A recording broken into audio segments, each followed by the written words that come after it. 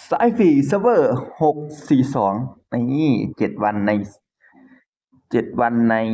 642ของเรามาอัปเดตกันตอนนี้เราอยู่อันดับที่293พลังลบที่185,000กับกิลเดี๋ยวผ่านด่านอันดับที่330ตัวละครสุดแกร่ง356กับกิลอันดับที่3โอ้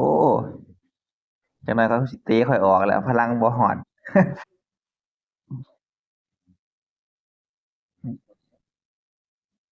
พลัง200,000เอ้าให้ตีก็ตีโลดบ่ได้ออนซ่อนดอกเฮาก็เสร็จสิ้นภารกิจเป็นที่เรียบร้อยเนาะนี่ฟูบุกิเรามีฟูบุกิสายฟรีของเราแล้วก็ปูบอมก็ได้เพราะว่าเฮาเบิ่งโฆษณาเฮาเอาแต่เพชรเฮาก็เล่นไปเล่นมาก็จนได้เด้ปูบอมก็ได้ตอนแรกว่าสิบ่ได้แล้วแต่เฮาก็อัดเพชรจนเบิดแล้วก็เฮามาได้ญ้อนไอ้นี่2อันสุดท้ายได้ญ้อนไอ้ฝึกฝน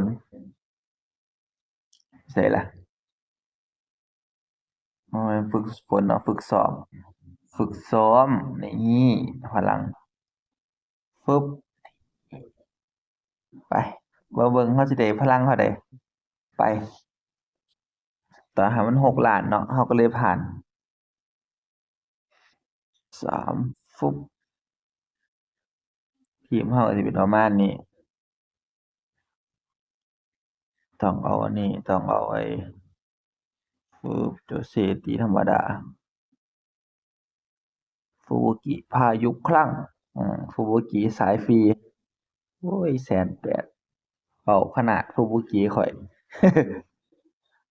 บ่ได้ปั่นฟูบุกิเดี๋ยวมันพึ่ง2ดาวหนึ่งตอนนี้กำลังสิลงดาวให้เก็บไปตาลงดาวเอ้ยนี่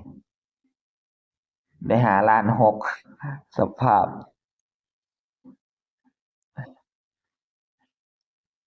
เฮ้ยแต่ว่ามันโจเซมันพลังหลายกว่าหมู่เนาะ โจเซข้อยพลังลบอยู่ที่เอ่อสิ40,000แล้วอีกอีกนิดเดียวก็40,000แล้วอืมอืม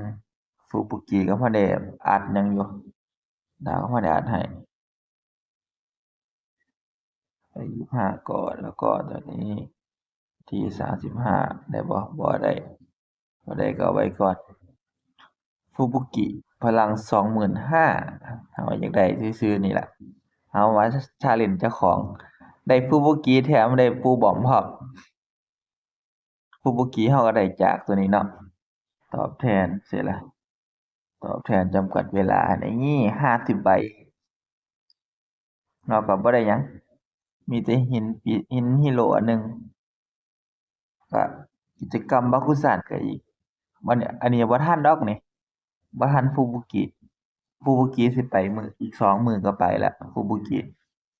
อีก2 วันอืม2 มื้อวันที่12ก็ไปแล้ว11 12วันที่13นี่ก็ออกจากตู้เนาะเราก็มาอัปเดตพลังกัน7 วันที่ผ่านมาทุลักทุเลขนาด7 มื้อเดี๋ยวทำภารกิจรับภารกิจกันฟึบฟึบเข้าไปทุลักทุเลขนาดเราก็ก็สายฟรีเนาะตอนนี้ Hero X Wizard เราก็ถ้าเวล48มื้ออื่นก็สิ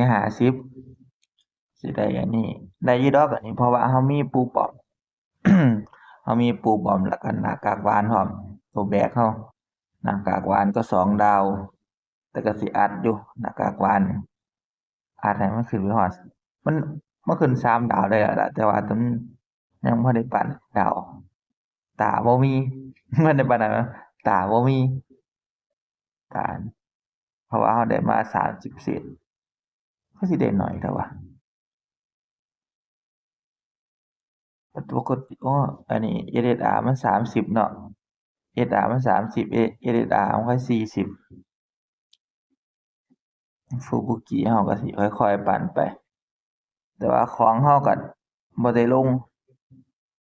ของเราก็เกลือๆไปของยังบ่ดีอะนะโจมตีความเร็วโจมตีเปอร์เซ็นต์ก็บ่มีตีความเร็วหรือโจมตีบล็อกเราก็ไปใส่ให้อันเบิดเนาะใส่ให้มูเมงไรเดอร์อ้ออันนี้บ่มีความเร็วใส่แล้ววะตายแล้วความเร็วบ่มีมูเมงค่อยเอาใส่ตัวนี้ไปก่อนล่ะอันนี้ก็ดีเดะแล้วก็มีทั้งราชาทะเลลึกเนาะราชาทะเลลึกอันนี้ก็เพราะว่าอันนี้เราเลือกอันนี้ไอ้หยังก็ตัวม่วงเราเลือกไอ้ใต้ดินเราของเราอยากเล่นใต้ดินเซิร์ฟเวอร์ใหม่มันโจมตีหมู่ทีมเราก็สิจัดเป็นคันอนาคตเนาะเราก็สิไอ้แต่เราก็สิได้เอาฟูบุกิออกคือเก่าแล้วเนาะใต้ดินก็สิมาใส่แคนกูก็บ่ได้ใส่มาแทนใส่มาแทนฟูบุกิให้อันตีไปแล้วก็ใส่โจเซเอาพาสซีฟใส่แล้วสิใส่โกบมันก็เพิ่มโล่มันก็สิเพิ่มโล่ให้หมู่เป็นจั่งซี้เพิ่มโล่70%แถวหน้ามันก็สิถึกแถวหลังก็สิเป็นตัวดาเมจ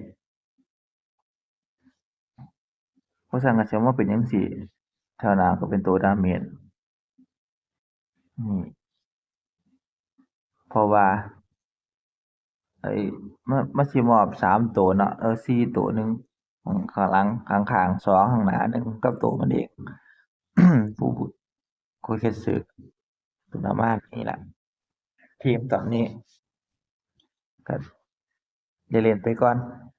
ตอนนี้เราก็ไปจริงจังอยู่ที่620คือเก่า620ของเราเราสิไปรีวิวอีกเทื่อหนึ่งกันตอนทะเลลึกของเราพลังที่10 ล้านเนาะตอนนี้9,800,000แล้วมั้งถ้าจำบ่ผิดไปเอาหาตบตีชาวบ้านก่อน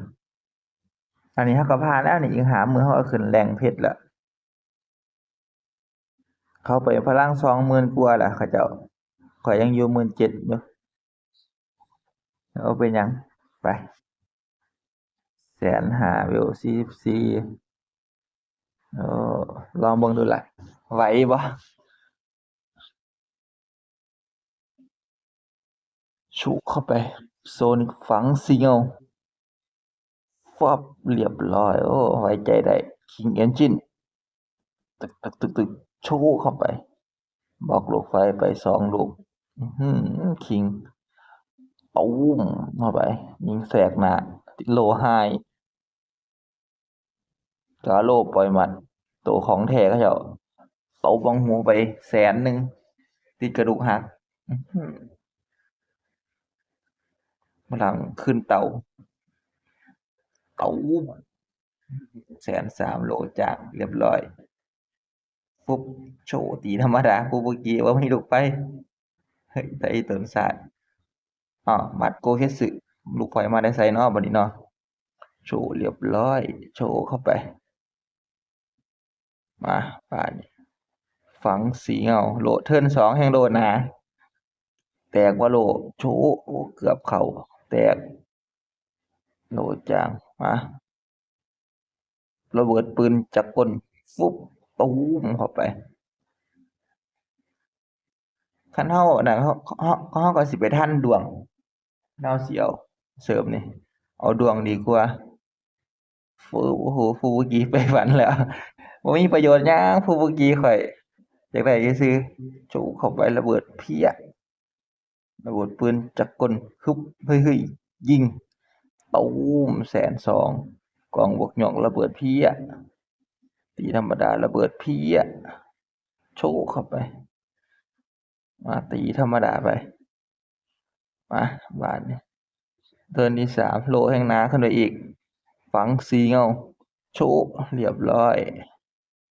ระเบิดปืนจักรกลยิงฟุบตูม30,000ซ้ำสะกิดมา ระเบิดปืนจักกลยิงติดโล่ตูมเข้าไปโล่หนาๆระเบิดเพี้ยหมัดเหล็กวายุไซโคลหมุนติ้วๆ 7,000 ดาเมจโอ้ยเนาะระเบิดโชกเข้าไปเหี้ยอ่ะปิดฉากบัดนี้ฝังซิงเอาไอ้ฝังได้อยู่โชกเข้าไปพลังมันต่างกันคือว่าเนาะ150,000กับ180,000โอเคครับคลิปนี้ก็พอแค่นี้สำหรับเซิร์ฟเวอร์เอ่อ642แล้ว7มื้อที่ผ่านมาก็ทุลักทุเลโอเคครับไปแล้วครับ